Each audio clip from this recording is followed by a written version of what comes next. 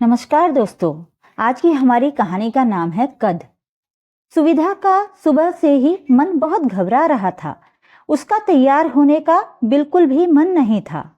वो अपनी माँ से बोली, माँ, ये सब क्या है? इस तरह के रोज रोज के तमाशे मुझसे नहीं हो पाएंगे। जब आपको पता है लड़का फिर से मुझे रिजेक्ट कर चला जाएगा, फिर भी आप इतनी सारी तैयारियां क्यों कर रही हो? आपकी पूरी मेहनत बेकार हो जाएगी। हर बार आप इतनी उम्मीद से तैयारी करती हो, लेकिन सुविधा अपनी बात पूरी कर पाती उसके पहले ही उसकी माँ ने उसे रोका और कहा, तू कुछ ज्यादा ही सोच रही है। मेरा मन कह रहा है ये रिश्ता तेरे लिए ही बना है। आज सब कुछ सही रहेगा। देखना, लड़के वाले तुझे देखकर मना नहीं कर पाएंगे। आखिर मेरी बेटी है ही इतनी सुंदर। सुंदर? माँ, ये तो तुम भी अच्छे से जानती हो कि ये सच नहीं है। काश कोई मन की सुंदरता को समझता तो बात अलग थी। मेरे छोटे कद को देखकर हर कोई तो मना करके चला जाता है, फिर भी तुम यूं सबके सामने मेरा प्रदर्शन करती हो, ये मुझे पसंद नहीं। कहते हुए सुविधा कुर्सी पर निढाल होकर बैठ गई। उसकी माँ उसे समझाते हुए बोली, अरे तू भी ना कुछ भी सोच रही है, थोड़ा पॉजिटिव सोच। पंडित जी के कहने पर तूने अभी 16 सोमवार के व्रत किए थे ना, देख उन व्रत का ही फल है। अभी कुछ दिन पहले ही तेरे व्रत पूरे हुए और देख तेरे लिए कितना अच्छा रिश्ता आगे से चल कर आया है। अब तू उदास मत हो, उन लोगों के आने का समय हो रहा है, जल्दी से तैयार हो जा, मैं खाने की तैयारी करती हूं। सुविधा 25 साल की नवयौवना थी जो सर्वगुण संपन्न थी। पढ़ाई से लेकर घर के कामों में उसकी मां ने उसे निपुण किया था। जो भी रिश्तेदार उसे जानते हैं, पहचानते हैं, सभी ये कहते कि जिस घर में भी उसकी शादी होगी वो घर ऐसी बहू पाकर धन्य हो जाएगा। सुविधा के माता पिता भी दूसरे माता पिता की तरह चाहते थे कि समय रहते उनकी बेटी की शादी हो जाए। इसके लिए वे पूरी तरह से कोशिश में लगे हुए थे, मगर हर रिश्ते में सुविधा की छोटी हाइट के कारण दिक्कत आती थी। शाम को अपनी मां के कहने पर सुविधा तैयार तो हो गई, मगर फिर वही सब कुछ सामने आया। जो लड़का उसे देखने आया था, उसके पापा सुविधा के पापा से बोले, देखिए भाई साहब, ये रिश्ता हमें मंजूर है। मगर रिश्ता मंजूर हो जाने की बात सुनकर सुविधा के पापा बहुत खुश हो गए। वाह, ये तो बहुत अच्छी बात है कि आपको ये रिश्ता पसंद है। मगर फिर आपने मगर बोलकर अपनी बात अधूरी क्यों छोड़ दी? कोई और बात है क्या आपके मन में? उस लड़के के पिताजी ने अपनी पत्नी की ओर देखा और इशारे में दोनों के बीच कुछ बातें हुई। उन्होंने सुविधा के पापा की ओर देखकर कहा, देखिए भाई साहब, आपको तो पता है हमारा बेटा सिविल इंजीनियर है। इसके नीचे कई सारे लोग काम करते हैं, सरकारी नौकरी और अच्छी तनख्वाह है।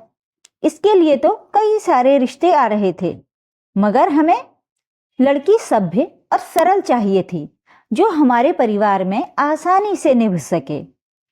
आपकी बिटिया के बारे में बहुत तारीफ सुनी थी, इसलिए हम यहाँ आए। मगर आपकी बिटिया का कद बहुत छोटा है, उसे ऊंचा करने के लिए आपको मेहनत करनी होगी। उनकी घूमी फिरी बातें सुविधा के पापा को कुछ समझ नहीं आई। उन्होंने कहा, जी आप खुलकर कहिए, क्या कहना चाहते हैं? लड़के के पिताजी मुस्कुरा कर बोले, देखिए भाई साहब, बात को घुमाना मुझे नहीं आता, सीधी सी बात है।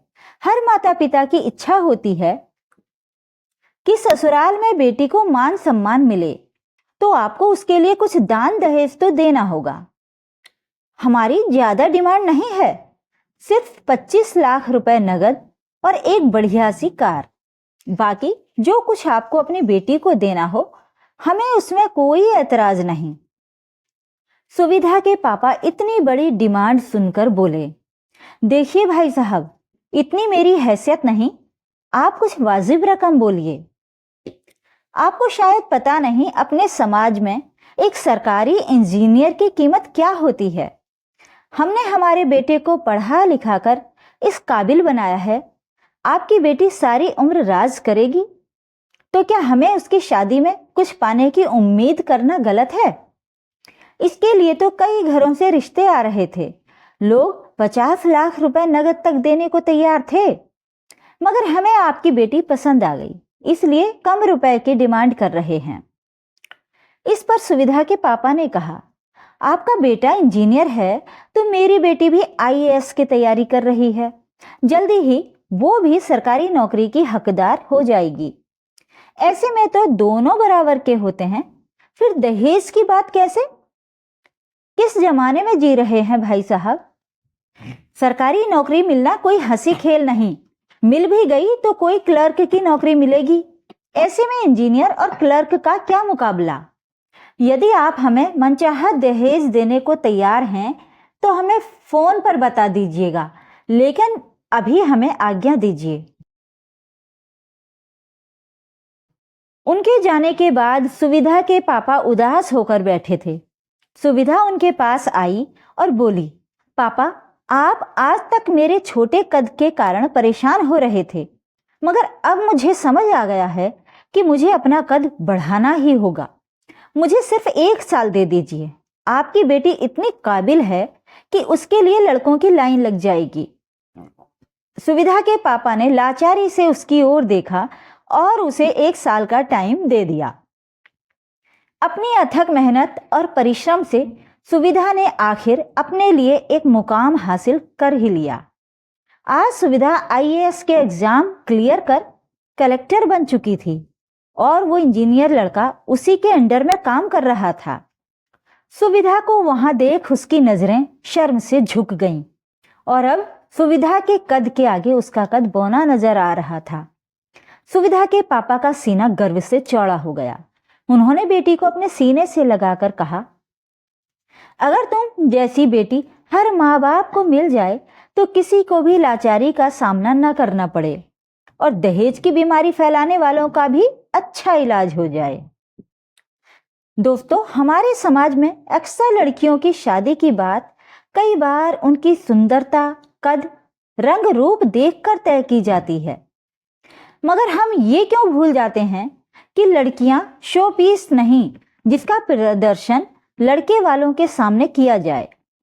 आज समाज में लड़कियों को लेकर सोच बदलने की बहुत ज्यादा जरूरत है, क्योंकि लड़कियां भी कंधे से कंधा मिलाकर लड़कों के साथ कार्य कर रही हैं। Please like, share and subscribe.